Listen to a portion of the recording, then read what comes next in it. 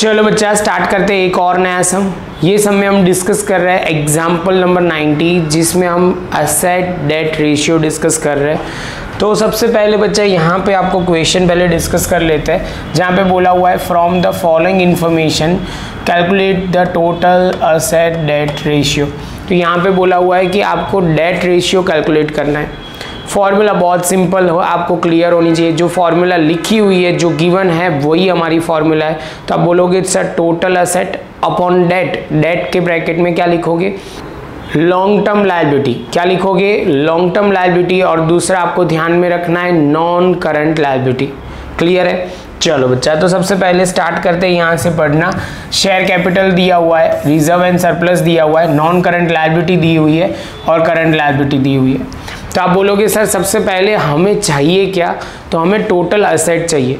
तो इनडायरेक्टली आपको क्या दिया गया है, ध्यान से जो इन्फॉर्मेशन है, डेटा को आप ध्यान से समझोगे तो आप बोलोगे सर हमें गिवन जो है वो टोटल लायबिलिटी गिवन है। क्या है बच्चा, टोटल लायबिलिटी।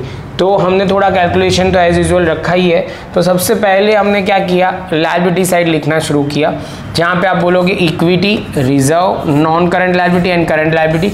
जो टोटल करके आप बोलोगे सर 50 लाख आ जाएगा। कितना आ जाएगा, 50 लाख। क्लियर है ये पॉइंट? तो बच्चा ये जैसे 50 लाख आ जाता है, तो दूसरा जो पॉइंट ध्यान में रखना है, ये 50 लाख होते ही हमारा एक पोर्शन तो खत्म हो जाएगा टोटल एसेट का। दूसरा है लॉन्ग टर्म लायबिलिटी या non current liability. Non current liability में आपको सीधा दे दिया है कितना, तो आप बोलोगे सर यहाँ सीधा दे दिया है 10 लाख, जो हम सीधा लिख सकते हैं। तो यहाँ पे हमने लिखा 50 लाख अपॉन 10 लाख। 50 लाख हमारा टोटल एसेट कंसिडर किया था हमने। जितनी टोटल लायबिलिटी होगी उतना ही हमारा क्या होगा, तो एसेट होगा। तो आप बोलोगे सर सिंपल चीज़ है, ये हमें समझ में आ गई। टोटल एसेट को हमने टोटल लायबिलिटी को कंसिडर किया, टोटल एसेट को। सेम वे आप बोलोगे सर यहाँ पे आपको ध्यान में रखना है नॉन करंट लायबिलिटी सीधा दे दिया है। वैल्यू पुट करोगे तो हमारा रेशियो का आंसर कितना आ जाएगा, तो हमारा रेशियो का आंसर आया 5। हमें 1:1 लिखना है। क्या लिखना है बच्चा, 1:1।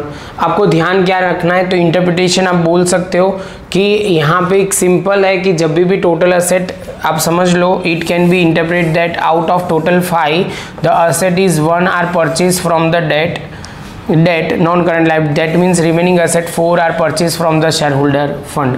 कहने का मतलब बहुत सिंपल है। सपोज आप 5 रुपये की एसेट परचेज करते हो, 5 रुपये की असेट परचेज करते हो, तो वहाँ बोला जाएगा कि सर ये जो असेट होगी उसमें से 4 रुपये होंगे, वो कहाँ से परचेज कर रहे होंगे, 4 रुपये की असेट जो आप परचेज कर रहे हो शेयर होल्डर के फंड में से परचेज करोगे, और 1 रुपये की जो असेट होगी वो आप बोलोगे सर हम डेट में से परचेज कर रहे हैं।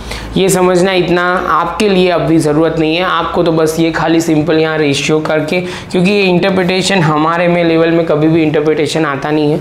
हमें खाली बस क्या करना होता है, रेशियो का आंसर निकालना है, 1:2 ध्यान रखना है, 1:1 लिखना है, तो आपका मेन पॉइंट क्लियर हो जाएगा।